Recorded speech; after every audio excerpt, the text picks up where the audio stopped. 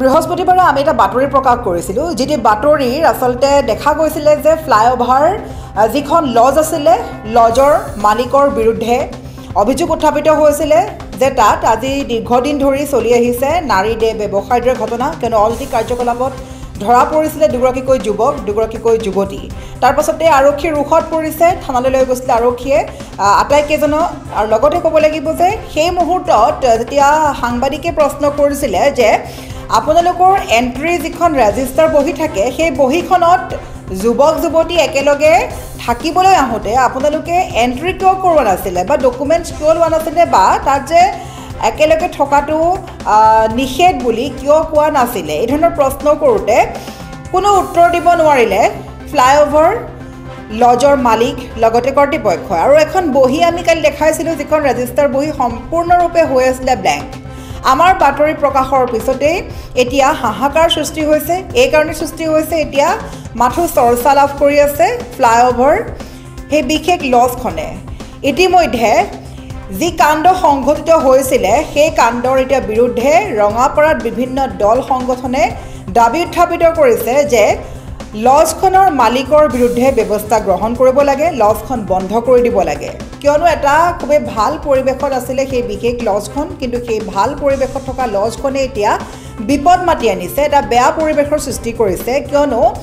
আজি দীৰ্ঘদিন ধৰি কোনো এন্ট্ৰি নকৰাকৈ যুৱক যুৱতীক একেলগে থাকিবলৈ দিয়া হয় লজখনত আৰু একাংশৰ মতে অনৈতিক কাৰ্যকলাপ সংঘটিত কৰিছিলে নাৰী দেহ ব্যৱসায়ৰ ঘটনা সংঘটিত হৈছে গতিকে দীৰ্ঘদিন ধৰি বেপাৰ বাণিজ্য চলাই আহিছিলে নেকি ফ্লাইঅভাৰ লজে তাৰ বাবে কালিৰ দিনটোত যি বাতৰি প্ৰকাশ কৰা হৈছিলে সমগ্ৰ দৃশ্য দেখাইছিলোঁ যে লজৰ মালিকক যেতিয়া সাংবাদিকে প্ৰশ্ন কৰিছিলে মালিকে কোনো উত্তৰ দিব পৰা নাছিলে উত্তৰ দিয়াত ব্যৰ্থ হৈ পৰিছিলে আৰু তাৰ পাছতেই এবাৰ দল সংগঠন সকলোৱে জাঙুৰ খাই উঠিছে দাবী উত্থাপন কৰিছে যে এই লজখন বন্ধ হ'ব লাগে আমি সবিশেষ খবৰ লৈ আহিছোঁ কালিৰ দিনটোৰ এই সকলোতকৈ চৰ্চা লাভ কৰি থকা বিষয়টোৰ পৰৱৰ্তী খণ্ড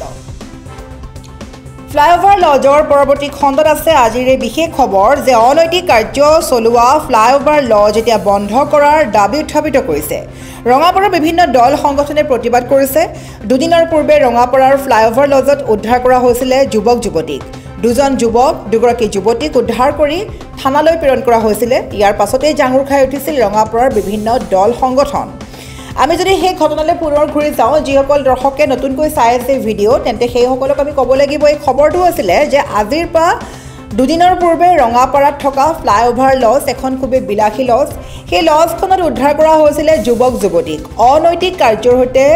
জড়িত থকাৰ অভিযোগ উত্থাপিত হৈছে তাৰ পাছতে ৰঙাপাৰা আৰক্ষীয়ে দুজনকৈ যুৱক আৰু দুগৰাকীকৈ যুৱতীক উদ্ধাৰ কৰি থানালৈ লৈ গৈছিল ইয়াৰ পাছতে জাঙুৰ খাই উঠিছিলে ৰঙাপাৰাৰ বিভিন্ন দল সংগঠন ৰঙাপাৰাৰ একাংশ দল সংগঠনৰ লগতে স্থানীয় ৰাইজে অতি শীঘ্ৰেই ফ্লাইঅভাৰ লজখনৰ মালিকৰ বিৰুদ্ধে ব্যৱস্থা গ্ৰহণৰ দাবী জনোৱাৰ লগতে প্ৰশাসনক উক্ত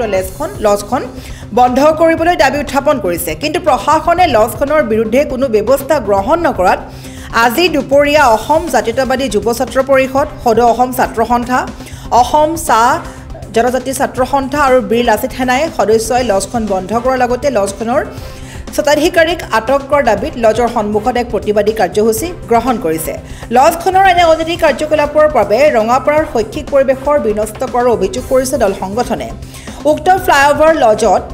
দীৰ্ঘদিনৰ পৰা অনৈতিক কাৰ্যকলাপ চলি অহাৰো এক অভিযোগ উত্থাপিত হৈছে দুদিনৰ পূৰ্বে লজখনত চলি থকা এনে অনৈতিক কাৰ্যকলাপৰ বিৰুদ্ধে নিশা অভিযান চলাইছিলে আৰক্ষী আৰু অসম জাতীয়তাবাদী যুৱ ছাত্ৰ পৰিষদে অভিযানৰ সময়তে লজখনৰ দুটাকৈ কোঠালিৰ পৰা দুজন যুৱক আৰু দুগৰাকী যুৱতী উদ্ধাৰ কৰিছিল আৰক্ষীয়ে লজখনত উদ্ধাৰ হোৱা যুৱক যুৱতীৰ কোনো পৰিচয় পত্ৰ নোলোৱাকৈ লজত থকাৰ ব্যৱস্থা কৰি দিছিল লজখনৰ মালিকে লজখনৰ ৰেজিষ্টাৰ বহীত কোনো ধৰণৰ নাম ঠিকনা লিপিবদ্ধ নকৰাকৈ থাকিবলৈ দিছিলে যুৱক যুৱতীহালক ৰঙাপাৰাৰ উক্ত লজখনে বিভাগীয় আইনমতে গঢ়ি তুলিছিল নে তাক লৈ প্ৰশ্ন উত্থাপিত কৰিছে দল সংগঠনে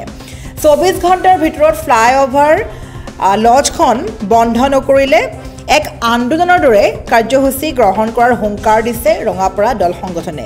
এই মুহূৰ্তত আমাৰ সাংবাদিকৰ হাতত আহিছে জামুগুৰি হাটৰ পৰা আনোৱাৰ আহমেদে যি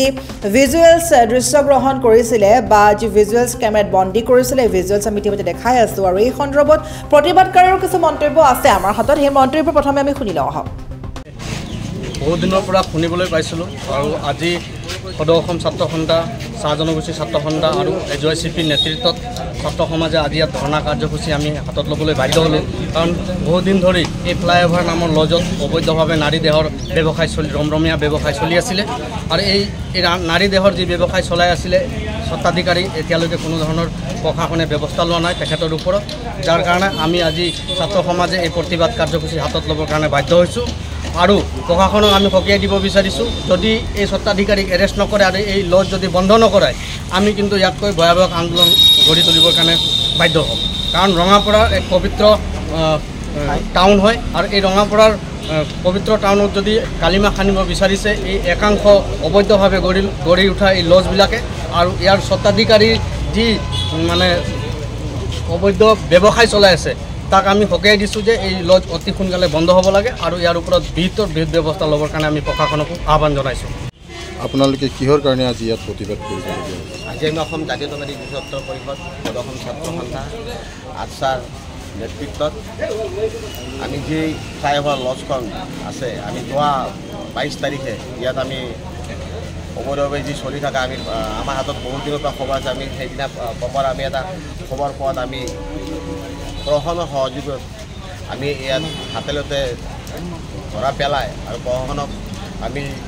গতাই দিছিলোঁ আৰু প্ৰশাসনক আমি দাবী জনাইছিলোঁ যে এই লজখনৰ স্বত্বাধিকাৰী অতি শীঘ্ৰে গ্ৰেপ্তাৰ কৰিব লাগে। আমি বাৰম্বাৰ প্ৰশাসনক এই দাবী জনাৰ পিছতো প্ৰশাসনৰ আওকাণত আমি অতিষ্ঠ হয় আজি আমি এই তিনিটা সংগঠনে লগ হৈ আজি এই ফ্লাইঅভাৰ লজখন বন্ধ কৰাৰ দাবীত আৰু অতি শীঘ্ৰে এই স্বত্বাধিকাৰীজনক গ্ৰেপ্তাৰ কৰি জেল হাতলৈ পঠাবলৈ আমি দাবী জনাইছোঁ। অন্যথা পৰৱৰ্তী সময়ত যদি আজিৰ পিছত তেখেতক গ্ৰেপ্তাৰ নকৰে আমি কিন্তু ৰঙাপাৰাত পথ অৱৰোধ কাৰ্যসূচী আমি গ্ৰহণ কৰিম আৰু তাতকৈও যদি আমি বেছি কৰিব লাগে আমি আলোচনা কৰি আমি তিনিটা সংগঠনে আমি আলোচনা কৰি এই বিৰোধ ব্যৱস্থা গ্ৰহণ কৰিম।